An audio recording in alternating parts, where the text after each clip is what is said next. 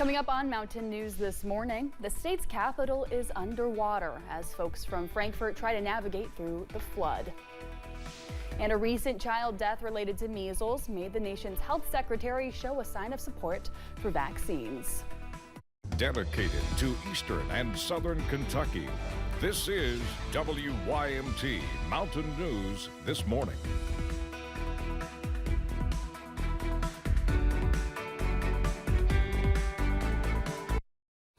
Good morning. I'm Amelia Lee here with you on this Tuesday, April 8th, and the time is now 5:30 this morning, which means it's time to check in with our friend, meteorologist Megan Dusma today. And Megan, I have a hot take for you, for all of you this morning. I'm so happy that we are in the 40s and 50s today and this week.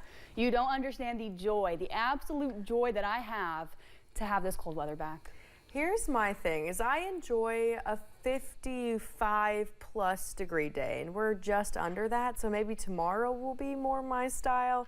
But, you know, the 40s and 50s that we're looking today is too chilly for me, and probably is too chilly for most of you. So here's what you need to know as you head out the door this morning. Temperatures are in the 30s and 40s. Right now, we will continue to drop just a little bit into the 8 o'clock hour, and then we'll see those temperatures warm up into the afternoon.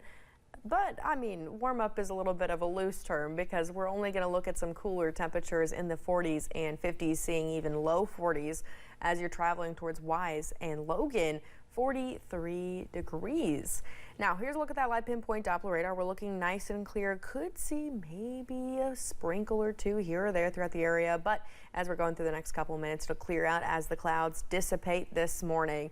Here's what you can expect for the next 12 hours. Sunny, sunny, sunny, sunny. It's going to be a good and clear day with those colder temperatures. Amelia.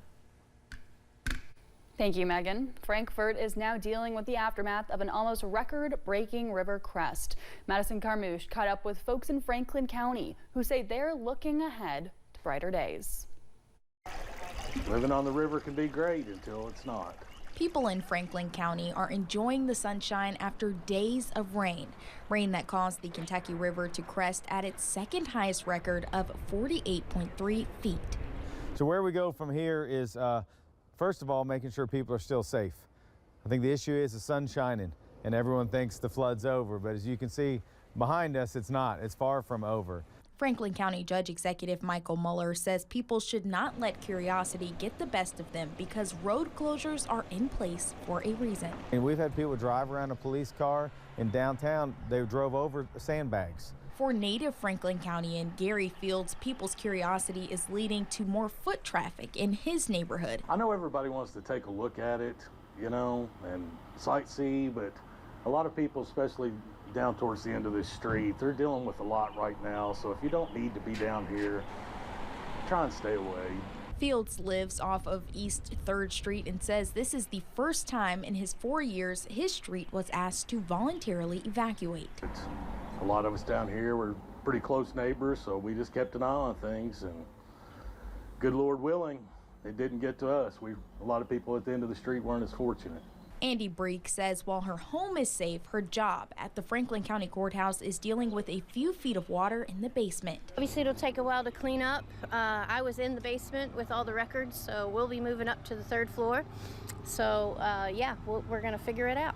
Breek says she is hopeful with neighbors helping neighbors, the rebuild will show Franklin County's resilience. In Frankfort, Madison Carmouche, WKYT. The curfew in Franklin County is still in place with many roads covered in water. Governor Beshear reports 4 flood-related deaths in Kentucky. The Kentucky Dance Academy is one of the many businesses affected by flooding in Frankfort. Amanda Keller is the director there. When she went inside on Sunday, she found about 3 feet of water, and it's only risen since. She says all dance floors will need to be replaced. They'll also need new furniture and some costumes. All of that is replaceable, but the stuff like the photos that the kiddos put up on the wall, those are gone. I think we all knew that the river was going to rise, but I think myself and a lot of the other businesses locally, we expected to have another day. Keller says their next step after cleanup is finding an alternative space to keep having classes. Parts of eastern Kentucky were also flooded this time around as well, but much of the region was spared. After flooding damaged Magoffin County and Ramey Memorial Park in Salyersville, officials got together to plan something new. Magoffin County Judge Executive announced a new playground as an addition to the park, which is out of the floodplain. Wireman says along with the old playground continuously flooding, it was also a safety concern. Creates a lot of disruption to the kids that want to come and play, and that playground is outdated. It's can't buy parts for it. It's become a concern. He says the new park was partially funded by a generous donation with a new $460,000 all-inclusive playground, meaning any child, despite their age or disabilities, can enjoy. With the severe weather our region experienced, it can cause people to be concerned about their home's safety. High water in particular can cause costly damage to a house or business. According to FEMA, most homeowners insurance does not cover flood damage. Flood insurance is a separate policy that can cover buildings and or the contents in the building. It's a preemptive way for folks to protect their property and valuables. It can be as simple as just taking a video in every single room of your house, showing what is in your house. There's also some free apps that you can use to quickly upload pictures, and you just want to make sure you really document everything that's in your house, go through every room, and make sure you save that to the cloud, keep it handy. Officials say that just 1 inch of floodwater might cause up to $25,000 in damages. And for every inch of rain that falls, up to 9 bathtubs of water can leak through a roof that's not properly sealed. As floodwaters linger in parts of Kentucky, health officials are warning people to be careful about what's in that water.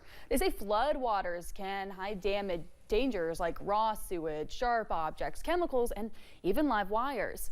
If you've been in contact with floodwater, health leaders recommend wearing protective clothing and consider getting a tetanus shot, especially if you have any cuts or scrapes.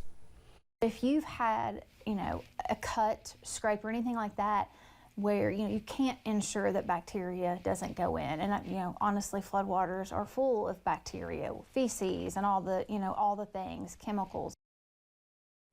Health departments throughout the state are helping provide supplies and vaccinations to keep people safe during cleanup. Disaster recovery centers in Kentucky will remain temporarily closed today. They've been closed since late last week due to severe weather. The deadline to apply is April 25th. There are 16 disaster recovery centers, and you can always apply online. Details on how to do that are on our website, WYMT.com. Bridge repairs are underway on US 23 in Johnson County. Work began Monday near the junction of Kentucky 15-9 and W.R. Castle Elementary. The northbound slow lane will close from 8 to 4:30 each weekday for about 2 weeks. While most work is under the bridge, crews may be on the bridge deck at times. Drivers are urged to slow down and use caution in the work zone. The Clay County Sheriff's Department is asking for your help. Take a look at your screen right now. The Sheriff's Office took to social media asking for help identifying any information about the person that you see on your screen. And here's a closer look at that same image. If you have any information, you're asked to contact the Clay County Sheriff's Office at 606-598-3471. Health Secretary Robert F. Kennedy Jr., a longtime vaccine skeptic, has made a dramatic switch on the measles vaccine now that a second child in Texas has died of that virus. Janet Shaleman has more. Another child dying from measles in a rural West Texas Mennonite community. Family and friends gathering Sunday for the funeral of an 8-year-old girl. The Texas Health Department confirming the child's death. Health Secretary Robert F. Kennedy Jr. attended the service. Kennedy, for the first time, expressing support for the measles vaccine. In a tweet saying, the most effective way to prevent the spread of measles is the MMR vaccine. He said he is working with Texas health officials to control the outbreak. It comes as Kennedy has faced widespread criticism for suggesting alternative treatments like vitamin A and cod liver oil. Doctors say those will not prevent measles. The secretary is one of the leading proponents of the myth that these vaccines cause autism. And so for him to be acknowledging that one of the most important tools we have to curb this outbreak is vaccination is really important here. The 2 deaths are more than the U.S. has seen from the highly contagious disease in more than 2 decades. Measles are generally preventable through a 2-course vaccine. There are now 642 confirmed cases across 22 states, 499 of those in Texas, including more than half a dozen cases at a daycare in Lubbock. We have 7 cases within that daycare, in addition to multiple children that are currently under investigation. Doctors say the 8-year-old girl died from measles pulmonary failure. She was unvaccinated and had no other health conditions. Janet Shamlian, CBS News, Lubbock. On Monday, a federal judge in Texas struck down a Biden administration nursing home staffing rule. The mandate would require nursing homes to meet a minimum staffing number. The rule was finalized last April, but it was quickly challenged in court by nursing home operators and their trade associations. The industry trade group said the mandate would require more than 100,000 new hires at an annual cost of nearly $7 billion. When we return, fans of the hit show White Lotus are wanting more after this week's season finale. And we'll enjoy a break from the rain, but more rain chances are on the way.